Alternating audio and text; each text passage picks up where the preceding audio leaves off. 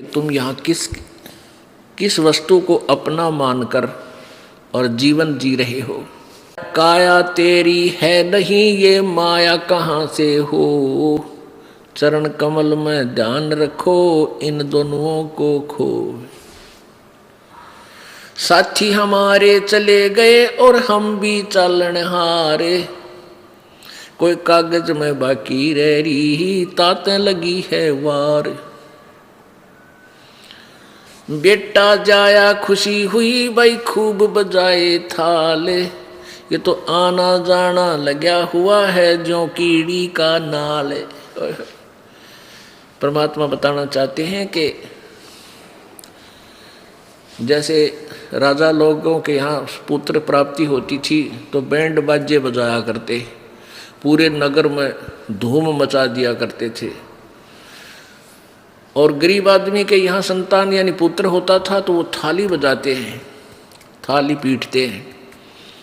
तो इससे आसपास पड़ोस में ये हो जाता है कि उनके बालक होने वाला था पुत्र वधू के, और लड़का हुआ है क्योंकि थाली बज रही है।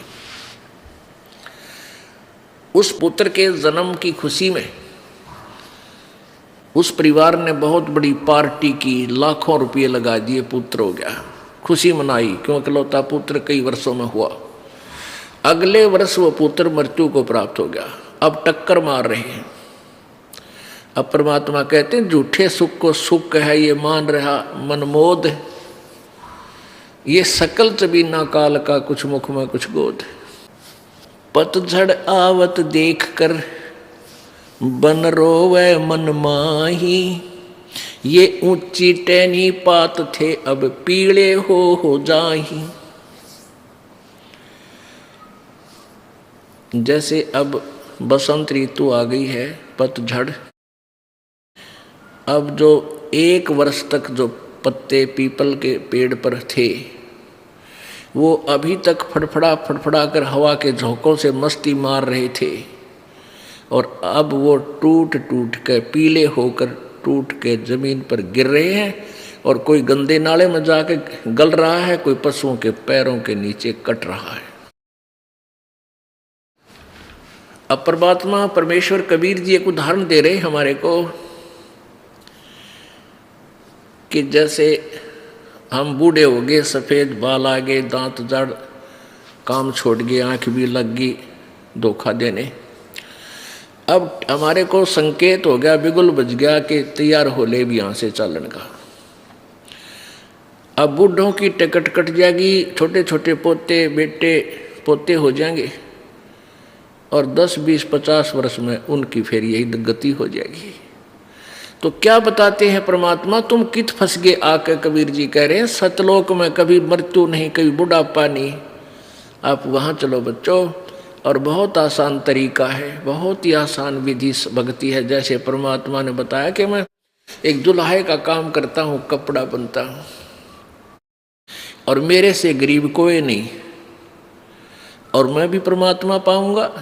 तो आप ये ना सोचो कि धन गणा है जिसके पास, या उच्च जाति वाले ही परमात्मा पाएंगे, नहीं। आप ये जाति मजहब था, हमने अपनी आप बाड़ बना रखी, अलग अलग दीवार खींच दी। परमात्मा इन सब को मिटा देता है, उसके लिए तो उसकी आत्मा सोना है, लाल है, उसी का वो ग्राहक है। हमें क्या बताना चाहते हैं परमात्मा कि जैसे एक परिवार का कोई व्यक्ति बीमार हो जाता है, आजकल जिसको कैंसर हो जाती है, परमानेंट हो गया कि वो तो गया काम, उसको भी पता लग जाता है कि तेरा तो काम बन गया। फिर वो सोचता है अकेला बैठ के, हे भगवान इब के बनेगी मेरी, कहाँ जाऊंगा मैं। तो परिवार के सदस्य या मित्र प्यारे आकर उसको कहते हैं, सांत्वना भी देते हैं कि भाई एक दिन सब नहीं जाना है, ये तो सभी ने मृत्यु को प्राप्त होना, लेकिन ये तो एक औपचारिकता होती है, लेकिन जाने वाले के साथ के भी इतनी होगी वो ही जाने। तो परमात्मा हमें क्या बताते हैं,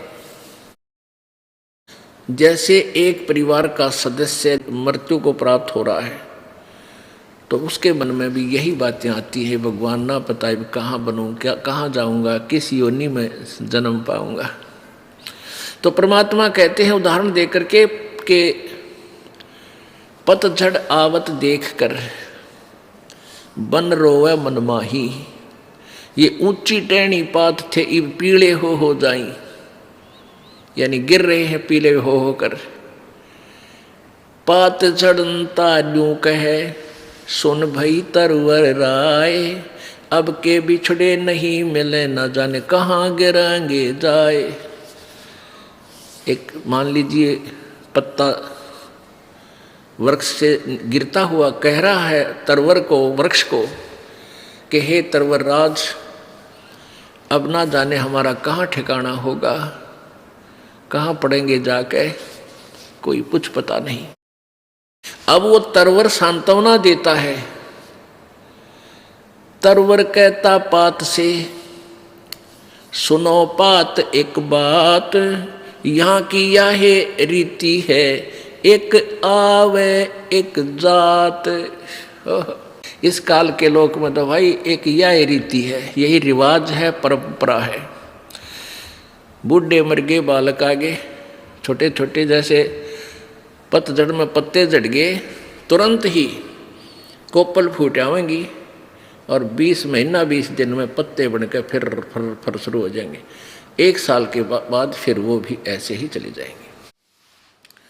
तो परमात्मा हमें याद दिलाना चाहते हैं कि तुम जन्म मृत्यु के रोग में फंसे हुए हो, और यहाँ की यही परंपरा है इस काल के लोक में जहाँ तुम विराजमान हो। यहाँ खुद यहाँ का मालिक कहता है गीता जी अध्याय नंबर 4 के श्लोक नंबर 5 और 9 में, अर्जुन तेरे और मेरे बहुत जन्म हो चुके हैं, तू नहीं जानता, मेरे जन्म और कर्म अलौकिक हैं। इससे सिद्ध है कि गीता ज्ञानदाता जो श्री कृष्ण जी में प्रवेश करके बोल रहा था वो ब्रह्म ज्योति निरंजन अर्थात काल बोल रहा था, जो गीता जी अध्याय नंबर 11 के श्लोक नंबर 32 में स्वयं कहता है अर्जुन मैं काल हूँ और सबको खाने के लिए अब परवर्त हुआ हूँ, अब मैं आया हूँ। और ऐसी भयंकर आकृति दिखाई, ऐसा विकराल रूप। तो श्री कृष्ण जी काल नहीं थे, श्री कृष्ण जी में प्रवेश करके प्रेतवत वो काल ज्योति निरंजन 21 ब्रह्मांड का स्वामी बोल रहा था। इससे सिद्ध है कि ये भी नासवान है।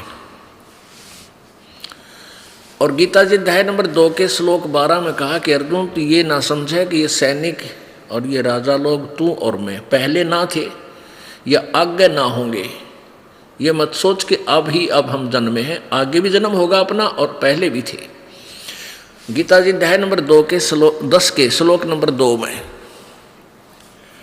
कहा कि अर्जुन मेरी उत्पत्ति को ये देवता नहीं जानते, क्योंकि और ना ये ऋषि जानते, क्योंकि इन सब का उत्पत्ति करता मैं हूँ, यानी ये मेरे से जन्मे हैं। ब्रह्मा विष्णु महेश के